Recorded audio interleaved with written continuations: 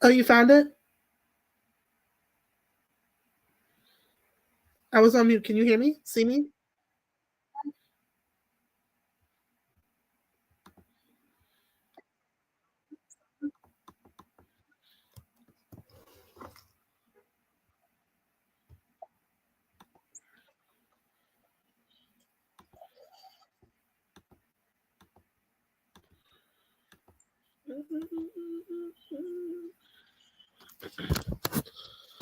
Let's see.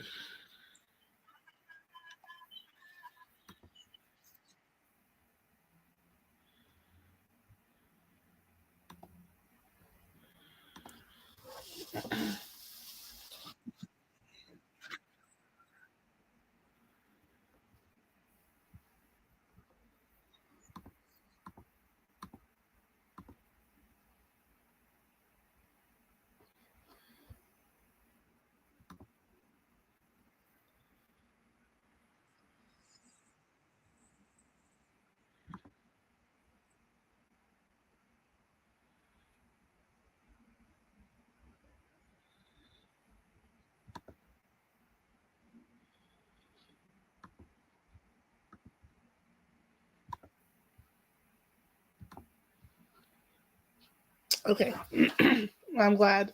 I'm gonna wait because they were. Oh, there are three people watching, so maybe we can start. I should also post a link if anyone wants to join the conversation. You can come up with that.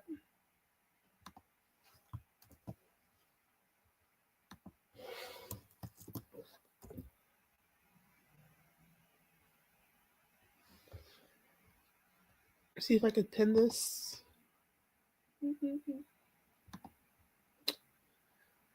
That'll be the link if anyone wants to join the conversation. But I don't know who's here because I only see one person in the comments. But thank you for being here, first and foremost. Secondly, this conversation is not going to be a lecture. It's just going to be talking about like how we can commit to ourselves to just do the things that we want to do, we're destined to do, etc. I know, like for myself personally, I've been, I would say, like in my industry or career since like the age of 26, and now I'm just like at a point where I'm just not necessarily over it. I'm not over it. I still love what I do, but I'm in a place where I feel like I can't necessarily do anymore. And with the type of work that I do, it's never a dull day. It's always like a new thing, a new issue someone has that, or a new problem that someone has that is pretty. Like you never really hear the same stories twice, but the way to go about solving it doesn't really change. Um, So that's kind of the run of the mill routine. It's become very routine. Let me put it that way. And I think a lot of like not using a lot of my gifts and talents and abilities to branch out and do other things was really fear based, right? And I think also some cultural conditioning in the sense of, and when I say cultural conditioning, it's like you go to work, you go to school, you get a job, and you work that job until you retire. But I think we're all seeing and we all are learning that this the entire landscape of retirement, career, and work has changed. As a millennial, I know my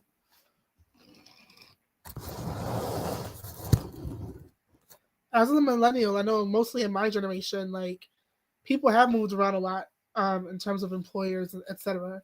And the people that have come before me tend to stay like in one job until they retired. So I think some of us like taking that leap to try new things and do something different or do something for ourselves comes from like cultural conditioning. You know, you graduate college, you get a job, you retire.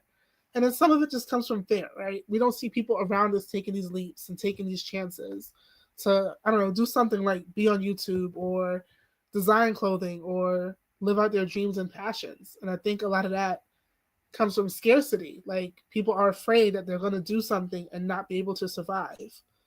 But what I have learned and what I'm still learning is that like the universe doesn't want us to go without. The universe doesn't want us to be in lack and not survive. And the universe also gives us all of the great ideas that we have um, we're cultivating these great ideas from a higher source, pretty much. So if you have an idea to start a television show or to be a screenwriter or whatever it is, to design a car, I don't know, like the possibilities are endless. It does not come from a place of lack because it comes from a place that's infinite in terms of abundance and what can be offered to people. And sometimes I like look back and I'm like, dang, like why did it take me so long to realize this? I could have been so much further ahead in whatever. But then I also think about it and I say, you know what? Not really, because everything happens when it's supposed to. And it doesn't really make sense when you're on the path of like living in your purpose. You're kicking yourself while you think you're down. So that's kind of like what I wanted to us to talk about tonight. And again, if you want to join the conversation, you don't have to be on camera. You can, keep that. It's like Zoom. You can like not show yourself, but the link is definitely in the chat. So that's pretty much where I wanted to go with it.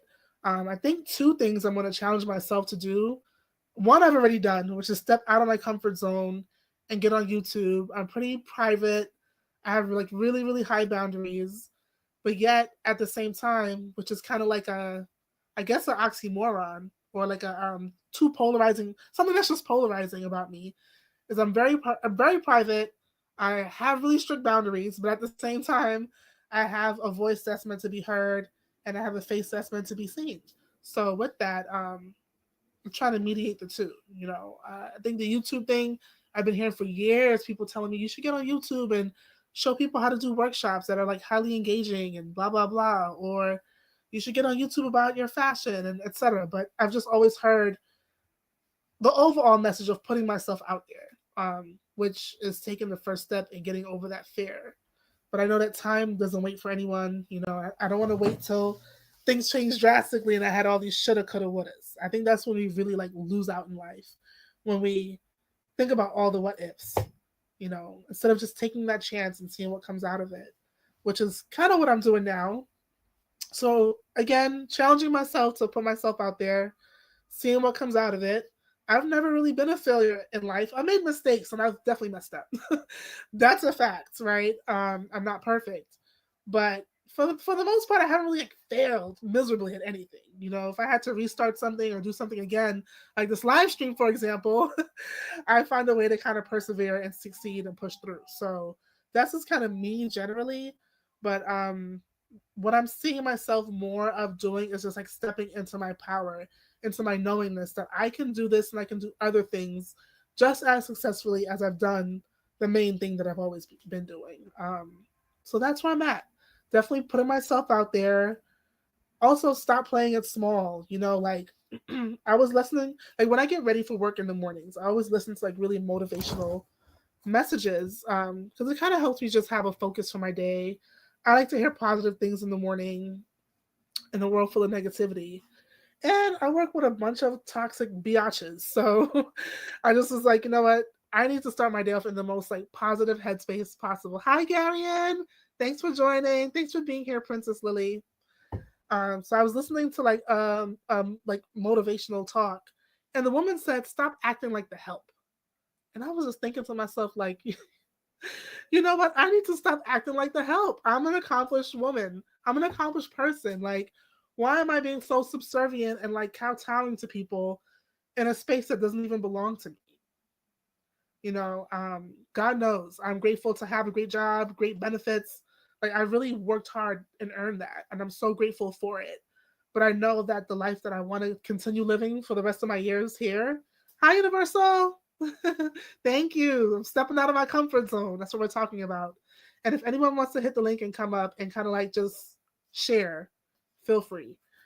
Um, but I know the rest of the life that I want to continue living and the way I want to live it, um, I can't do it with the 9 to 5.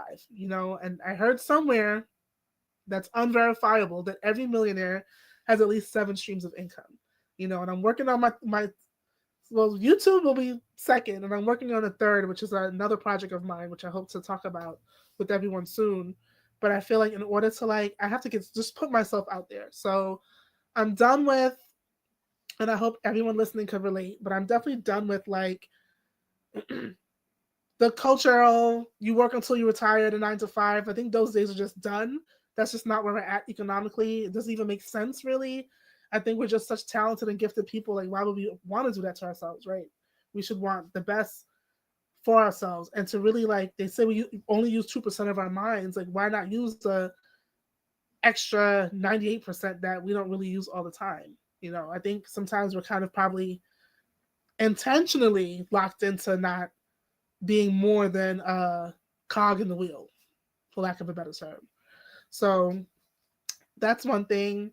Definitely stop playing it small. Like, we're all born with power. We all come from source, and like source gives us, again, infinite ideas to like make things happen in our lives. This is how we kind of move ourselves into the future.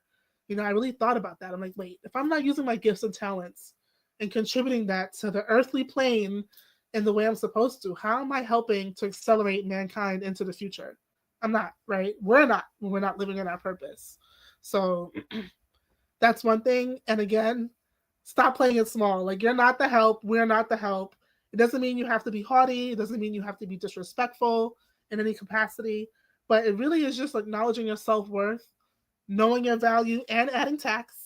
And then also, like, just knowing your worth, right? Just knowing your worth. I think a lot of that comes from self love. And I don't think like I was taught not to love myself. I was taught very much the opposite. But I think sometimes when you come from people who are very humble, even though they do have it all in a sense, and not necessarily having it all is monetary, but having it all in terms of intellect, spirituality. Sometimes we kind of like not water ourselves down, but we don't really show off who we really are. And not saying that we have to show off anything. We always kind of want to have that sense of humility. That's how we get more abundance. But it's just time to stop playing it small. We're not the help. We're talented creatures meant to do great things, meant to do big things out here. So just wanted to talk about the high and eight. Oh my gosh, I'm so happy people are showing up. So I don't know if anyone could relate or have their own version of stories. I think for me, so I'll just go on and say it. Into 2023, I started a women's fashion brand, which I named after my grandmother because she came to this country from the Caribbean as a dressmaker, and she used to design and sew wedding dresses. She did more than that in her life. I shouldn't say obviously, y'all don't know her, but she ended up doing a lot more. But thank you, Princess Lee, dimming our light. Like, there's no more dimming our light from 2025 and beyond. We just can't do it. We're not going to live the lives that we want to live and that we're meant to live doing that. And look, I'm not trying to sit here and say everyone should be an entrepreneur and everyone should be a business owner. You're going to do what you're inspired to do. But that's the point. Do what you're inspired to do. If you're inspired to be the best at this daycare center because you're going to be a leader and an inspiration for children growing up, do that. I don't want to seem monotonous and like kind of like one track minded in a way, But anyway, back to what I was saying. So in 2023, I started a fashion brand actually. And my goal is to not only create clothing that women love, but also to enter into the wholesale market so I can be in department stores, right? Because I think wholesale and manufacturing is really where the money is in terms of product development, no matter what your product is. But you got to start somewhere, right? And I don't have a factory to do manufacturing, not yet. So I'm like, all right. And then when I did my market research, I saw that women's clothing is breaking into like the $30 trillion window by 2025, 2026. So it is an industry that makes money. It's an industry that makes money. For example, Kim Kardashian just dropped her Skims collab with Dolce and Gabbana. And I was watching a YouTube video of a young lady who spent $4,000 on like 4 pieces of Skims with Dolce and Gabbana plastered on it. Now, mind you, it looked like something you could probably get from Temu or Shein.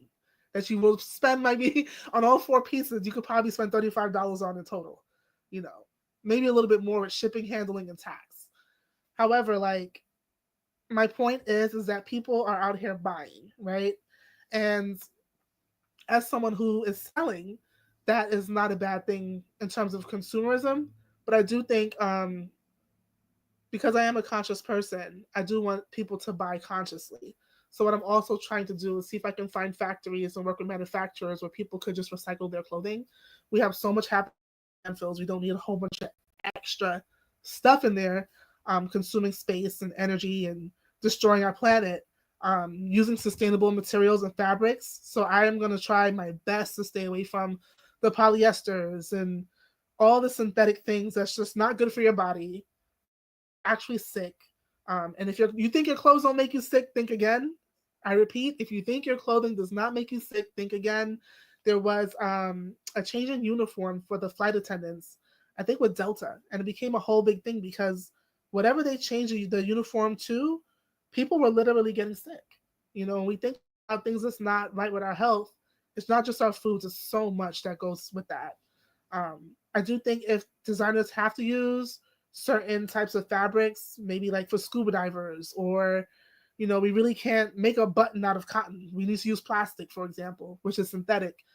It should be so minimal to the point where it's not destroying our planet. And like over time, there's a way to like eliminate that from, I guess, the health of the world. So it's been a labor of love. I've been working on this since 2023. There's been so many times I've actually given up. And when I say give up, I mean like, for example, I had found a manufacturer in India because the prices were great. Um, they were actually here in New York for a trade show, which is how I met them. We had several meetings. I put in my first order, paid half the deposit, got the stuff eventually from them, and it was the crappiest of crap that I've ever received. One item was supposed to be like a blazer dress with the sides cut out and jewels on it. They sent me a blazer that barely covered my backside. So if that's supposed to be a dress, how's someone gonna wear that out in the street? They can't. So I at that point just given up. I was just so discouraged by the errors that it was hard for me to proceed and move forward. And what got me motivated was just like loved ones telling me, like, you're not giving up. You got discouraged because of a mistake. You can move forward with this. So right now I've just been diligently and I learned a lesson. Like it taught me like how to work with manufacturers, how to work with vendors, how to like set up a supply chain so I'm not depending on someone else to do that for me, which is what I did with this manufacturer because they came with a supply chain. So I'm like, great, I don't have to worry about it. Lies. You know, um, it's been a one woman show, but I am a one woman army and I've been just knocking it out the park so far. And I'm getting in the place where I'm just ready to launch. I think 2025 is going to definitely be my launch year. So I'm looking forward to that. One thing I had to think about was finances and like what's on the market. And there's so much on the market already that I had to like really look at things from another perspective. Although I have like, I would say 50 designs that I've created with technical sketches that are my own that I can find someone to reproduce. I think it's just better. Sorry if you hear sirens. I live in New York City and life. That's life here. And I live close to like maybe 3 hospitals. Um, However, what I decided to do in terms of strategy that will save me money and help me make money right away is go through the wholesale market, find designs that manufacturers and factories have that no one's buying. I can buy them from them, get the copyrights from them and the licensing, use my own labels and tags, or what people will refer to as white labeling. And my strategy with that is that not because I don't have my own designs that I can't get made, but I think what I would like to do is use what's already on the market instead of creating more product unnecessarily. Put that out there, see what sells, see what doesn't sell the best. Maybe there's something that sells that can't be found anymore. And that could be a piece that I spend money on manufacturing. Because manufacturing things cost hundreds, if not thousands of dollars. If you want to create a collection of maybe 10 pieces, that's going to run you at least $15,000.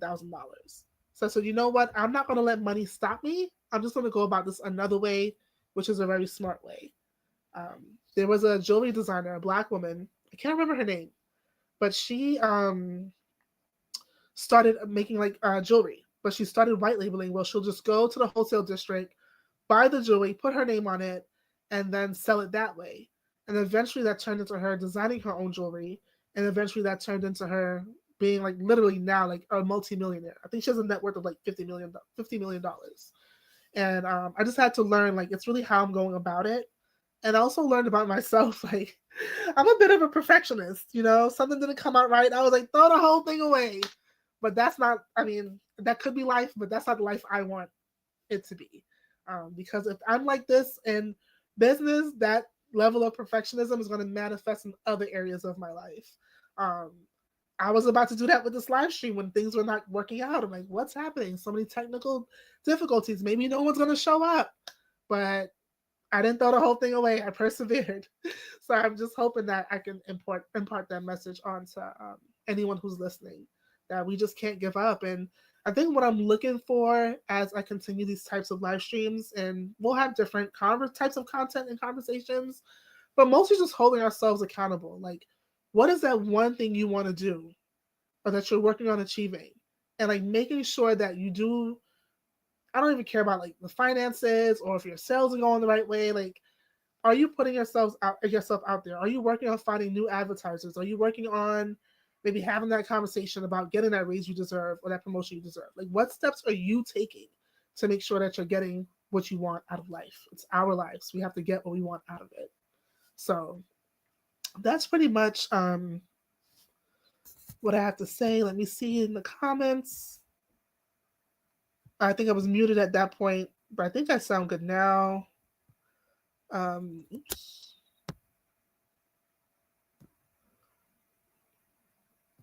Definitely grateful for the support. um, but yeah, it's all a learning curve, definitely. So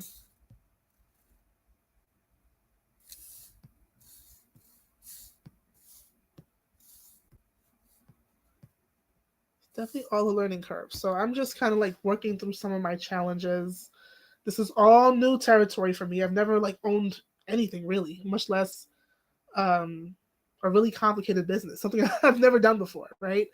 It's just really complicated, and there's so many people involved, from fabric vendors to people who do trimmings, because that's totally different. Like, where you go to get your fabrics is one thing. Where you go to get buttons and zippers and bejeweled pieces, that's a whole other place. And a manufacturer is different, and the factory is different. And some manufacturers, they don't make samples; they only cut and sew. You better have that sample perfect and ready to go. Other places, they only make samples. They don't cut and sew. There's places that'll do it all. Just give me $50,000. It's just so much. But I'm learning as I go along, and I really want to take this community with me on this journey, and I kind of want to also show my growth as this happens. And I think for someone who has a career, who works 9 to 5, it's going to be overtime. Like, this is going to be overtime for me, but I think it's going to be worth it. I think in the end, it'll be worth it. I think my overall lifestyle goals are to work from home. I would love to be able to work from home. If there's a way I can like keep my job and go in 3 days a week, I would love that. We have something in government called F status, where pretty much you keep a large amount of your salary. You also can move into like benefits, like health benefits for retirees, but you have to do, I think, at least 20 hours a week. So I can go into work 3 to 4 days a week, depending. That'll be great. Those are the types of lifestyle changes I'm looking forward to. If you don't know, I am a licensed social worker. I started in foster care and adoption, which was no joke. Like, I hit the ground running. And then before that, I was working in maternity, which was like light work, right? And I was actually working through a temp agency. I don't know what happened to the person before I got there, but they ended up just not coming back. So the doctors and the managers of the, I guess, secretaries, like what I was, they were like, we want to really bring you on, but we have nowhere to put you. So, and it was true. Like, there was literally nowhere to work. Uh, the patients loved me. It was just really great. It was really great. It was such an amazing. I really enjoyed working in maternity, and it's so you get to see everyone in maternity. You know, people you even think would get pregnant because you wouldn't think that they'll be going to bed with someone show up with babies. Like, so it's just very interesting. Women with all sorts of health issues. It was just a really interesting time. I went from that to foster care and adoption, which was no joke. Like, I hit the ground running with life, hearing stories I've never heard, seeing things I've never seen. Like, Oh my gosh, I felt like I was almost traumatized working in that industry. I remember I did a home visit. I had to move a child, first of all, the night before Thanksgiving, of all days. And I didn't, well, typical New Yorker, I didn't know how to drive. So I begged one of my social work peers, like, can you just like help me move this child? So she took out the company car and we drove all the way to like Co-op City, I think, somewhere far in the Bronx. And there was a 2 year old in the house. And I went to play with the 2 year old and she's like, no, don't touch that child. She was like scratching herself. And I'm like, okay, like she's two. That's what they do. So I was gonna like pick the child up and say hello and just be very friendly. And she's like, do not touch that child. I learned that the child had a transmittable infection or disease that they were obviously caught from an adult. And that's why I was told not to touch the child. Like really traumatizing experiences. I used to also work out in a group home in Staten Island. Unbelievable. I mean, I was hiding the first day of work because I didn't know. Like, I borrowed my sister's Louis Vuitton bag to go to work. I had no idea that, like, you shouldn't do that. You should be more mindful when going into a group home setting. And this was a group home for mentally unstable and chemically addicted teenage like young women from the age of I think 14 to about 21, 22. At the time I was like 24. So technically we're all in the same age group together. And that's another thing. Like I had to learn like what happens when the clients and the people you serve are about the same age as you, but your lives are totally different. So I pull up with my colleague, beautiful Italian girl, blonde hair, blue eyes, Gucci down to the socks because that's just the way she is. I hop out of the vehicle with my sister's Louis Vuitton bag. We're walking into this group home, and I had to hide in the bathroom for the entire workday because I was that out of touch with reality. I was that out of touch with the reality that I was in. Um, insane. Like, but a lot of these experiences taught me a lot. I think a lot of what happened why there was so much animosity was that the childcare workers were taking the funding and the food from the children in the group home of all places, right? This is where the group people end up in group homes because they cannot be housed anywhere else. These are the people. These are the unhoused people we see walking around in society in large part, right? There's no housing setting that's worked out for them. They couldn't live with a family member. They couldn't live in any foster home placement. And there's various types of foster homes where there therapeutic foster homes, standard foster home, like no setting work for them, which is why they're in a group home. And the step after a group home is a residential treatment facility. So these are people who are just so disenfranchised, right? But how much more crazy are you that you're going to take away from people in that situation? It wasn't until one of my managers we begged her to like do a pop-up visit. And when she did a pop-up visit and found that the fridge was empty and the children had no money to clean their clothes. I mean, the place ended up getting shut down by the city. Let's just say that was the end result of it all. But how sad, you know? But I think a lot of that, it just taught me a lot. I saw the realities of life. Like I grew up very, very, very sheltered. Like that part of life I knew nothing about. And I lived in New York City, so I would see like homelessness, I would see substance abuse, I would see a lot of messed up things, but I never really understood like how did people end up like that. You know, I just knew it existed, and that's all I knew. Like that, it was just there. But it got real for me when I worked in foster care adoption and in group homes, and I just tried to do as best as I could. Like my heart went out to those people. Up in those systems because God, like who wants to be there? Nobody, especially a young person who didn't even ask to be born. Like, no way, no way. So, um, it was definitely yes. Princess Lily says she remembers my stressful days. Boy, were there stressful days. And mind you, I was also going to school to do my master's in social work while all this was happening. I remember someone looked at my resume and was like, "There's no way you did all of this at the same time." And I was like, "Absolutely, I did." You know, and I think that's why I'm just in a place of just wanting to give back to myself. I feel like I've given so much to like communities and families and adults individually, young people individually, schools. I've just done so much. Yes, yes, I do. I've just done so much that I just want to give to me now. I'm being selfish. I'll still give someone the shirt off my back if they need it, but I'm just trying to build my own empires. I'm trying to just have a big table we could feast at.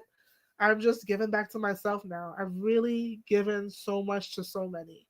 And I think it's just me time. And I would encourage you all to do the same. It took me a long time to realize that, like, being selfish is not a bad thing.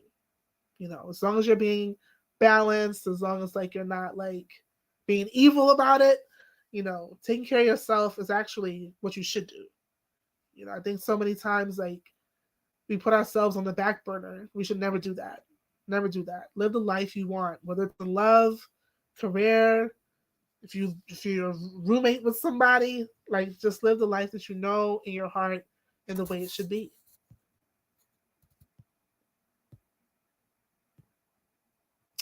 Thank you. Thank you. Thank you. Thank you. You know what is said? Nothing beats a trying man. I don't know how I feel about that. It might be right. It might be wrong. It might be wrong. But you're right. You're like, what do you have to lose by trying? Is I guess what you're saying.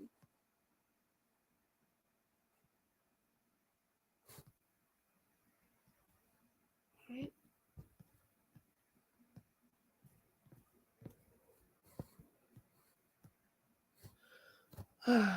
So yeah, that was the struggle of it all, and I'm just wanted to give back to myself, give back to me, give back to those that helped me get here, like my mama and my dad, my whole family, and just be able to just do something good in the world that I created. I feel like I've done all the philanthropic stuff that a girl could do. I've even given back to children in foreign lands. I think in my I can't remember, it was so long ago, but I think maybe in my early 30s. I don't know if anyone remembers Wendy Williams when she was active and, like, healthy and, um, at the top in her prime, I should say, in her prime, when she had her Wendy Williams show, she had interviewed, it wasn't Enrique Iglesias, I think it was Mark Anthony. She interviewed Mark Anthony, and he talked about orphanage he had in the Dominican Republic. And I was like, oh my God, yes. Like, I have to go. I have to, like, go to DR, obviously stay in a resort that's not too far from this orphanage. And me and my friends, we have to visit. And we did just that. And it was so sad, but so beautiful. I think the sad parts for me were, like, the children at the orphanage that didn't know their name. Many of them came from Haiti. They were displaced from the 2010 earthquake, and many of them were, like, newborns and, like, maybe 2 and 3 year olds, and I don't know what happened to their caregivers. Maybe they died, maybe they just got separated somehow, maybe it was an opportunity to abandon a child they couldn't care for in the first place. um, However, they ended up in this orphanage, and many of them did not know their name, but they were given a name at some point. So that was one thing. There were children from different parts of the Dominican Republic who maybe their parents had mental illness, etc. I remember one girl came to me and she explained to me that she was playing with her doll. Excuse me. And when I looked at what her doll was, it was an Aunt Jemima syrup bottle. Hey, Lolo. And that really broke my heart because as a child, I remember I had a big barrel of, like, Barbies and treasure trolls and all sorts of mess that children should have. Yo-yos. And I grew up with rabbits. I had seahorses. I had turtles. I had cats. I had, like, everything, and it really broke my heart to see this, like, child in a DR in an orphanage, like, playing with an Aunt Jemima bottle and calling it her doll.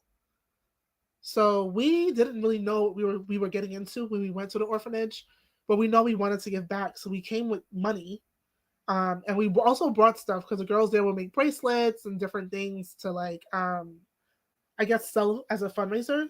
So we started to, like, we just gave a bunch of money. I think we collectively gave, like, close to $700 between the three of us, and we bought stuff from there. And they gave us a tour. They let us play with the children. We were strategic in bringing, like, sidewalk chalk. We had, like, a matching game in Spanish and English to help them learn both languages. They showed us things that they were doing. They had a boys' side. We met the boys. They were playing basketball. We went to, like, the church that they had, and they were singing songs for us. It was really great. And by the end of our time there, they didn't want us to leave, and we didn't want to leave. But it taught me that this is a cold world. Like, we should have never given those people money. We should have gave them stuff that they need. And I only say that because as we contacted other orphanages in other countries, to even see like about adoption, because after we did this, we publicized it so much that people were asking us, well, can we adopt some of those children, or can we help out in any kind of way? So we created a foundation, me and my two friends at the time, and it was kind of like packed for a purpose, but you also got to meet these people in real time, either by coming with us on these travel trips where we give back, or we can go and bring back to you what we did through videos, content, pretty much. So we had good fundraisers. We had people interested in adoption, and a lot of these countries will tell us they don't adopt children, but what if we want to send them money? They'll take care of the child. Mexico being one of them, not to call anyone out. And it was just so sad, and it made me think like, next we're never bringing money again. So everywhere we traveled to, we were sure to we were sure to like bring things that children needed and donate it to the place. And if we had opportunities to meet with the children directly, we would just give them the stuff. Or like when I was in Costa Rica, we redid a daycare center. They needed new fencing, they needed painting, so we did stuff like that. So just to say, like, I've given a lot, and I think that was one part of my destiny, but I think in some ways I really fulfilled that. And I do believe that the creator, the universe, God, our higher source, is putting me on a different plateau to be able to not only live a more abundant life financially, but to also do more great things with that. And it's yet to be seen. I don't know yet. It's kind of like what they say, like faith is taking the steps, but trusting that the steps are there even if you don't see it. That's kind of where I'm at. Like, I know there's a bigger purpose to creating these products and creating content. I know there's a bigger purpose in mind for me, because I am the type that I take care of people. I think I get that from my mom. Thank you, Lolo. I think I get that from my mom and like all the women in my family who were nurses, and the great men in my family who were providers and making sure that the women are safe. And I just think I just come from that, of people that just care and give back. But I think there's maybe a bigger plateau waiting for me, waiting for all of us, really. Because when you help one, you help all. That I can either bring people into this work in. I don't know what it is yet, but I have faith that it's something, another part of my destiny that has to be fulfilled. So I'm kind of interested. I'm kind of like not only interested, I'm curious, excited, anxious, scared, but I know I can do it because I've done it before, and I've done it in the trenches. Let's not forget about that. Um, so yeah, I just had to do that. And I think one of the main things that motivated me to initially get on YouTube, I think I was short sighted. Like, I have to like create products, and I have no clients, and I don't know who my buyers are, and maybe if I do this, I can figure out who's my clientele and who are my customers and who I'm creating things for. But then I started to realize like it's not only about that. There's a really really huge fashion blogger. Her name is Janae Naylor. You can look her up if you don't believe me.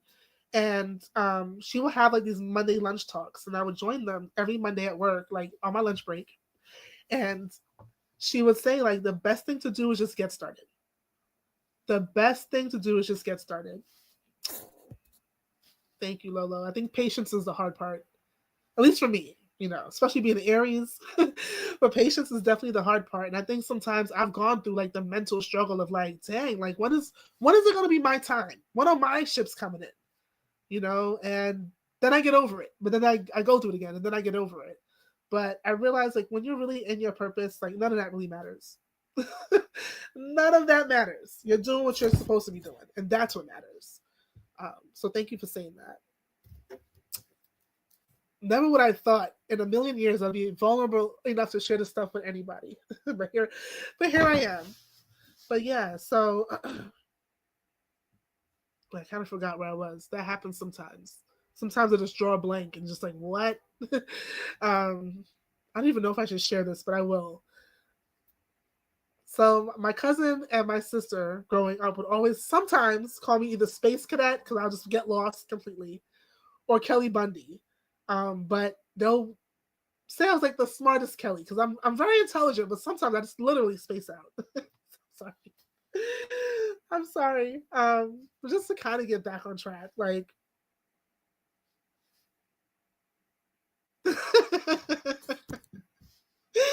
oh my gosh. So you don't totally get it. I think it's what happens to gifted people. We have so much in our minds. Sometimes, first of all, Lolo, I've seen you create things. And while we're on live stream and you're working on your crafting projects, I'm looking at Lolo and I'm like, this girl is focused. And we're doing all sorts of nonsense on the side, like in the chat, on the panel, in the conversations. There's all sorts of random things happening. And this girl is not, she's unrelentless in her focus and in her vision of how she wants to get things done. And I almost laughed at one point, but I have to be mindful because, like, on the internet, we don't know each other. We haven't grown up together. Like, so I have to be mindful sometimes of how I react and respond to things. But I wanted to laugh when you looked up and you said, wait, should I make the diamonds in silver or black? And I was like, this girl is so focused. And I really admired that. And honestly, Lolo, watching you do your live stream and inspired me to do mine. I was talking about Janae Naylor.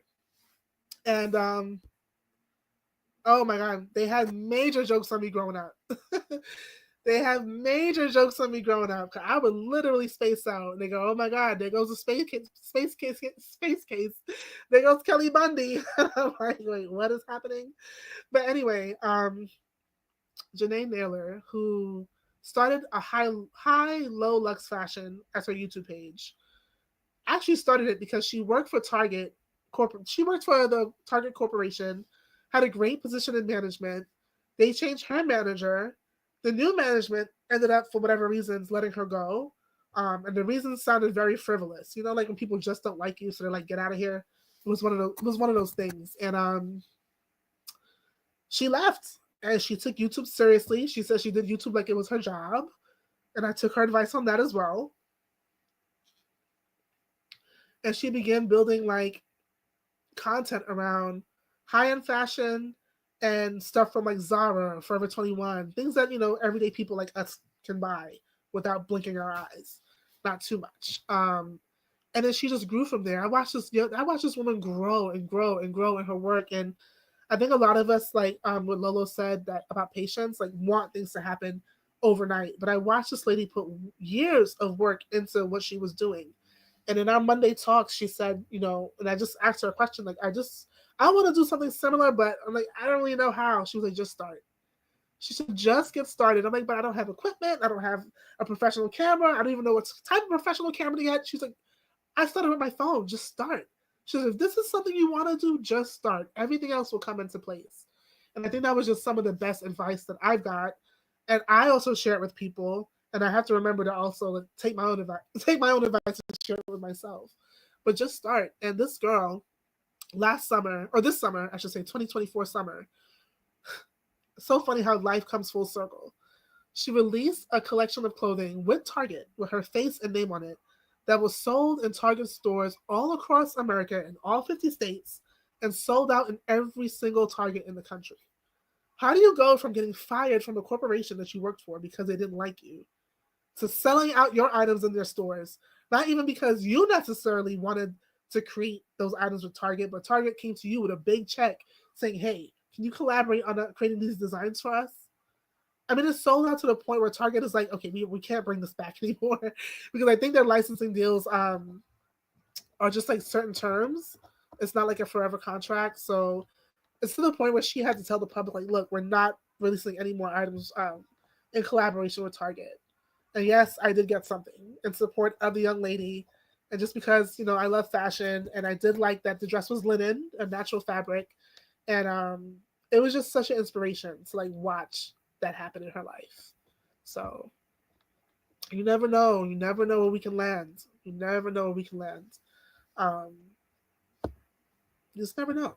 So it's worth it to take a risk and take a chance. And I think in her journey, she probably never saw this happening, but sometimes the universe, and this is why it is good to not be vengeful or seek revenge or any of that crap, because nobody knows how to pay someone back like the universe. The universe knows all, sees all. is aware of all, and nobody knows how to pay someone back like the universe. And sometimes the universe will do it in a way that's like not toxic. For example, if someone caused someone harm, especially in today's society, they might want to like have receipts, screenshots, this that show that they can quote unquote take someone down. Well, look at what God did for this girl. He elevated her in front of everybody. He put her on a pedestal in front of everybody because on some level there had to have been some injustice done to this woman when she was living the better part of her life at the height of her career and abruptly got fired for a reason that yet remains unknown. Um, and a similar thing happened to me. I had a change. I was doing great in one of my schools. Okay, let me go back. And I have to be very careful about how I'm saying this because I don't know who's watching. I don't know who will see this later. And I just have to be careful because there's a lot that got involved in the situation. Um, Great reviews. You have your annual review or what do they call it? Evaluations. Great. They were great for all, 4 or 5 years. They had a shift in management. And all of a sudden, I was the public enemy number one.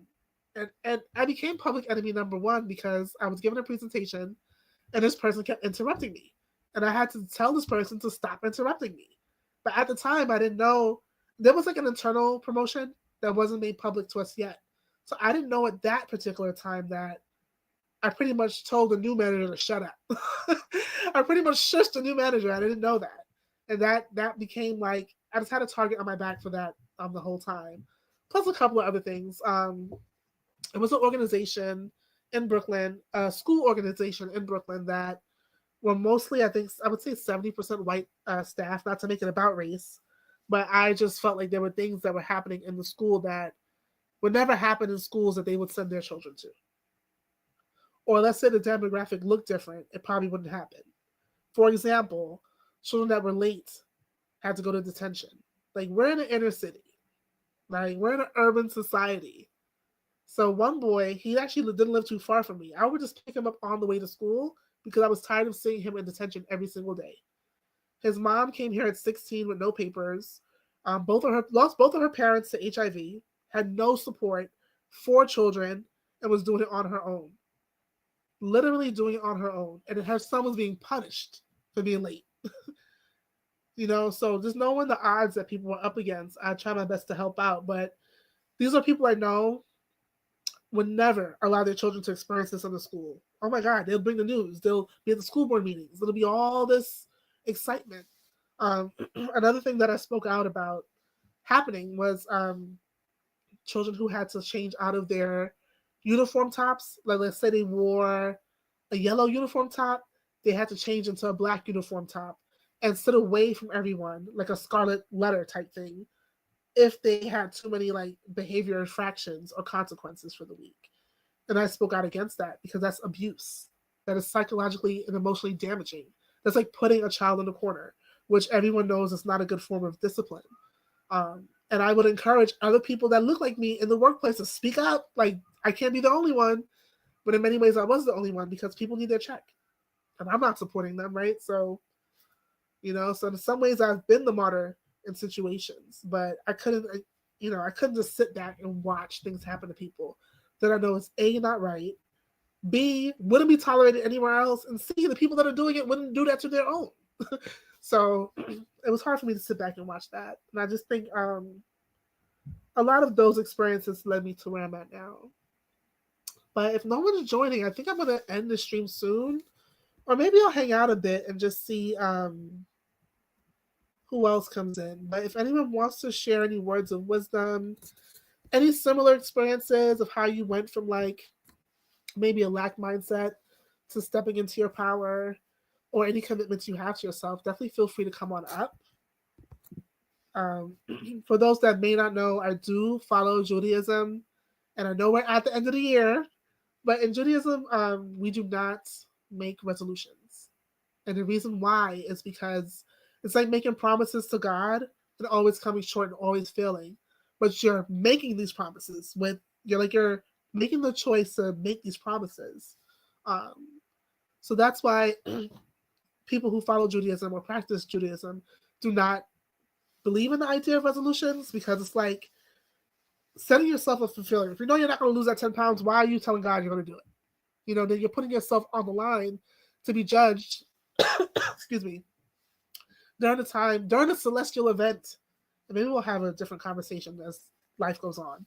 But during the celestial event that is Yom Kippur and Rosh Hashanah, and the book of life is being written for everybody, whether you practice Judaism or not, um, it doesn't make sense to kind of like be at odds and put things in your book. Like, missions unfulfilled. So we don't make resolutions. But I do think we should hold ourselves accountable in some way. Aw. But I'm here if anyone wants to come up. I'll hang out for maybe like another 10 minutes. But if not, thank you for your support. I'm glad you all showed up for me and really showed up for you. Because we're doing this together. And there's nothing that comes from me that is just for me. I'm a giver, I'm a sharer. I was put here on earth for that, so that's what it is. So thank you for showing up for yourselves. Thank you for showing up for me. I'll be hanging out, but if you do want to go, have a good night and a happy new year. But I'll be here. And I think I'll drop the link again just in case anyone wants to come up.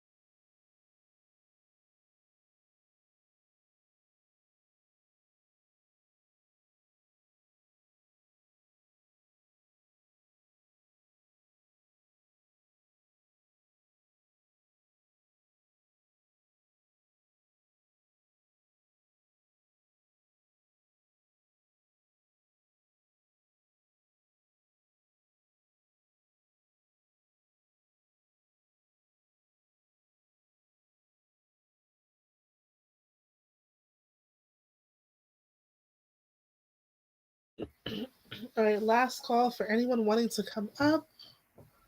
It's about 9:15. I think I'm gonna end this live in like 2 minutes. No one joins. Also, don't forget to hit the like button and subscribe. Mostly subscribe. I don't think YouTube cares about likes. From what I've seen in the algorithms, they don't really count the likes, but definitely the subscriptions matter.